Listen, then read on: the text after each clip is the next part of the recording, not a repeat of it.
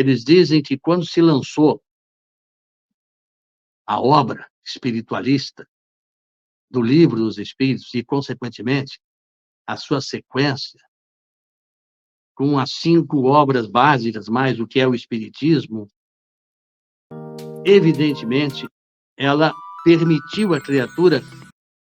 que não apenas se detivesse daquilo que Kardec compilou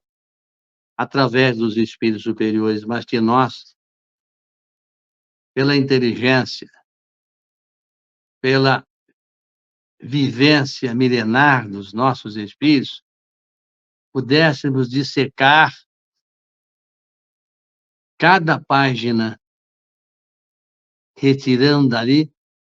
um proveito não apenas de uma leitura rápida, mas de um aprofundamento. E quando ouvimos irmãos espíritas de longo trajeto dizer que isso não está nas obras básicas da doutrina, eles não compreenderam a grandiosidade dessa doutrina. Por exemplo, quando Kardec fala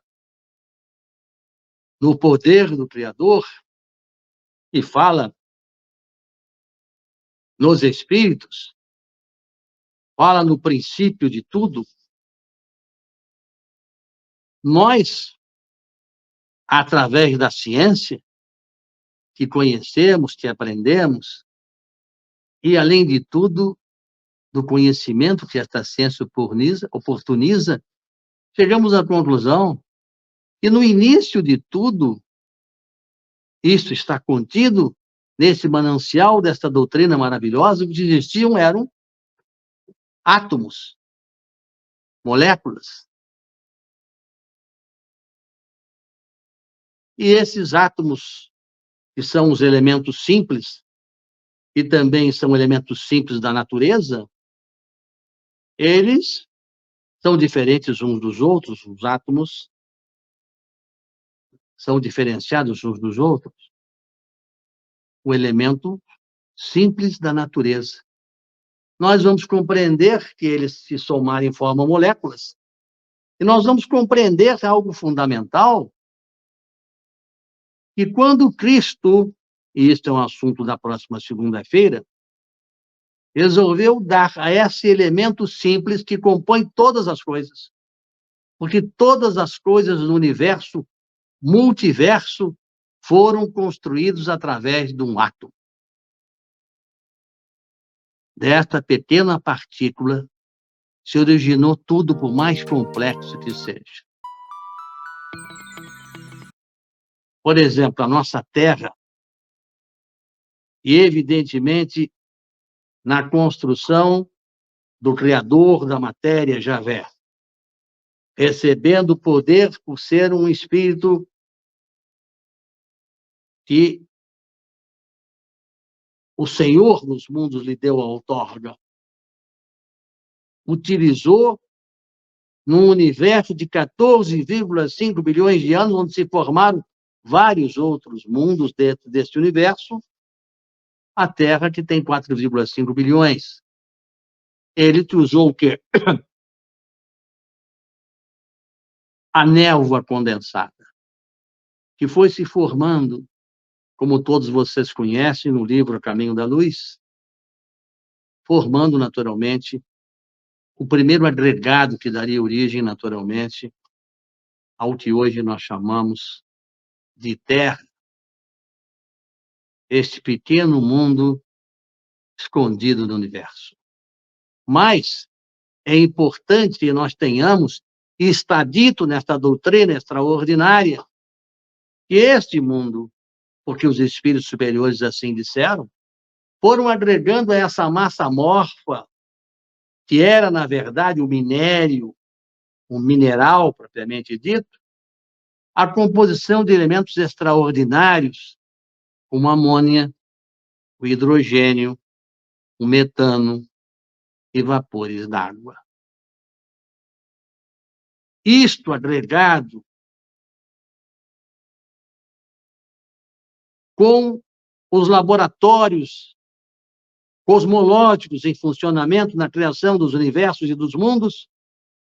permitiu, é evidente, que iniciássemos o processo que todos nós conhecemos do mineral, do vegetal, do animal e do hominal. O homem acorda, sonha, vegeta, para finalmente sair da crisálida como uma borboleta. E aí surge aquilo que todos na biologia conhecem e que não é, portanto, nada diferente, mas que está contido na formação do mundo, e o Livro dos Espíritos é muito claro. Quando surge o protoplasma, e vai dar origem às células procariontes. E vem do grego pró, que quer dizer antes do núcleo. Então, as células criadas nesse desenvolvimento há 3,5 bilhões de anos atrás, que são os seres unicelulares, sem nível de complexidade, que contém flagelos, membrana plasmática, parede celular, cápsula, um nucleóide que tem um DNA que não tem ainda a função reprodutiva e que é capaz, através do seu plasmídio, de manter a sua essência, respirando pela anaerobiose, porque não tem mitocôndrias. Nesse núcleo que se inicia dando origem a este processo, e nós queremos chegar a isso para chegar numa parte mais importante, que é a criatura que vem, as bactérias e seus similares, que vão levar bilhões de anos se desenvolvendo, até que possamos ter, na verdade, depois de 6,5 bilhões de anos, as células eucariontes, que têm núcleo definido, porque do grego eucarionte quer dizer núcleo verdadeiro, possuem organelas, como mitocôndrias, cloroplastos, complexo de Golgi, núcleo nucleolo, e por aerobiose, através das mitocôndrias, faz com que, a partir desse protoplasma, das células das amebas, nasçam o processo sequencial dos minerais, as plantas, para o início das estruturas e órgãos que haveriam de compor os animais, que ainda mais quintessenciados, haveriam de formar os seres humanos. Portanto, o que nós queremos dizer,